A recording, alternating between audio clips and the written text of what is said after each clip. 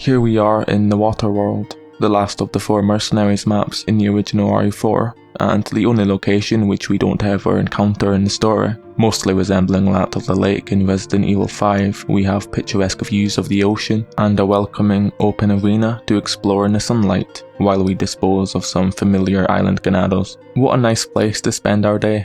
To be honest, after the Dr Salvador video, I'm glad to be back to making nice videos. That guy was terrifying. Imagine if he was twice the size, twice as fast, and had 2 chainsaws instead of 1. I'd probably quit YouTube. The interior sections remind me of the small cabins throughout the village, fully furnished rooms and beds. It's very relaxing. I think this could have been a barracks of some sort, where the soldiers slept, trained, and learnt how to use weapons. I love the attention to detail in this place. I wonder what's in this room here. Maybe it's that dog I've been looking all over for.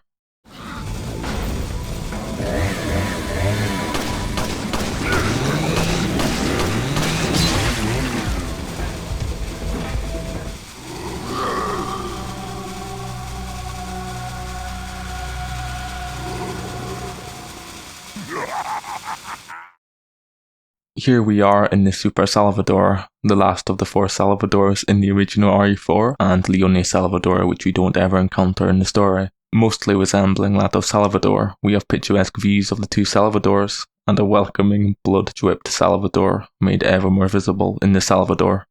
Honestly, Super Salvador, or the Giant Chainsaw Man, is the scariest, most sadistic freak in the series. He charges at you in an unhuman, exasperated spirit and doesn't stop until you are dead, of which he will laugh maniacally above your decapitated, lifeless body. Only someone who loses multiple games of bingo could act like this. He is faster than anything else in the game. He will walk through Killer 7 bullets while laughing in your face, all while tearing through Earth's fabric like it's a rainforest. The sight of unremoved heads awakens something in this man, and it's up to you to put this lost soul out of his misery. If you take your eyes off him for a second, it will already be too late. Multiple bullets will send him flying though. He'll just decide whether or not to fall down most of the time. There's a lot going on with Super Salvador, some of which I wasn't aware of until recently. There's cuts and scars all over his body. Presumably these are from his outbursts, but could also be the result of Sadler. I don't think someone as short-tempered as this could be kept under wraps as easily as the villagers, for example, so I wouldn't discredit the possibility of some of these injuries not being self-inflicted. Unlike the doctor, who actually could be considered a licensed doctor when compared to this maniac, his sack is vaguely torn, weathered, a stream of blood leaking through it and down his neck. This sparks more questions about his well-being. It's possible that Super Salvador was the result of an experiment, much like El Gigante and Del Lago. It would explain his large size and would justify his unhuman speed and strength. When I first played the game, I thought that Super Salvador had a double chainsaw, which is 1 chainsaw with 2 blades. But when inspecting this further, these are actually 2 separate chainsaws which have been binded together by chains. These are the same chainsaws wielded by Dr Salvador and the bloody masked Salvador in the mine. I'm sure you can put 2 and 2 together, but here's my theory. As we've discussed in my last video, I proposed a theory where the Doctor's mask represented his guilt. His remorse for having betrayed his friends and forcing many of them to undergo Las Plagas injections against their will, with the help of the Bella sisters. The sack is purely symbolic, as the Doctor couldn't physically nor mentally show his face around the villagers anymore. Despite this, the mask is clean. The Doctor has come to terms with his decisions, regrets them deeply but lives by them, choosing to protect his friends from this point forth.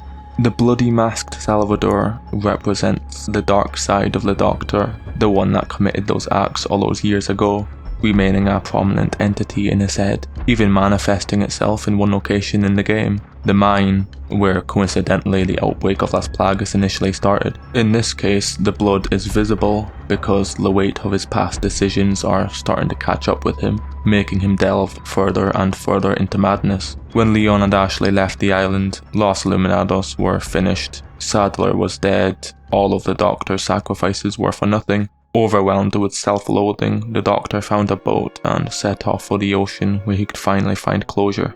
before he could do anything, he came across the water world, a realm which presents itself for those stricken with immense self-accusation. A small, remote and desolate island at the end of the universe. Resembling a prison from the outside, it was too late now. The bloody masked Salvador possessed his body, fusing their minds together, fusing their chainsaws together by the unbreakable chains of confinement. Now just a mad shell of his former self, yet trying ever so hard to break these chains by flinging around like a lunatic, accidentally cutting off heads in the process. He can only bear to laugh. The mask is decaying and torn because this version of the Doctor feels absolutely no shame for his actions. From the looks of it, the water world is an artificial island, meaning these are constructed platforms which are supported by pillars. There isn't any actual land here at all. I question the abilities but also the motive of Sadler and his crew to build an army base in the middle of nowhere like this. I may say this a lot, but I think the reason why we don't ever encounter this location in-game is because it doesn't actually exist. It's Dr. Salvador's purgatory, and we're sent here to cleanse his soul. Unfortunately, Dr. Salvador, like the merchant, has the power of infinite life as per his dominant species Las Plagas, so as always he'll come back as if nothing happened, no matter how hard we try. Truly a sad end to Dr. Salvador's story. But of course, this is just my opinion. He probably is just a nutcase, to be honest. Overall, I find Super Salvador to be a character shrouded in mystery, although lacking the substance and love of many others. I would have liked him to show up somewhere in the actual game, maybe as the final boss at the end of the prison in 5-4 instead of JJ again. It's just unfortunate that he wasn't given the respect that he deserves, because he's absolutely terrifying in every way. I remember saying that Dr. Salvador is something you get chased by in your dreams while you can only run away at 2 miles per hour, but I actually have had dreams as a kid where Super Salvador has chased me, and I could never play the water world in general either. It has an extremely uncanny vibe to it for some reason. I refuse to believe that such a place even exists in RE4's world.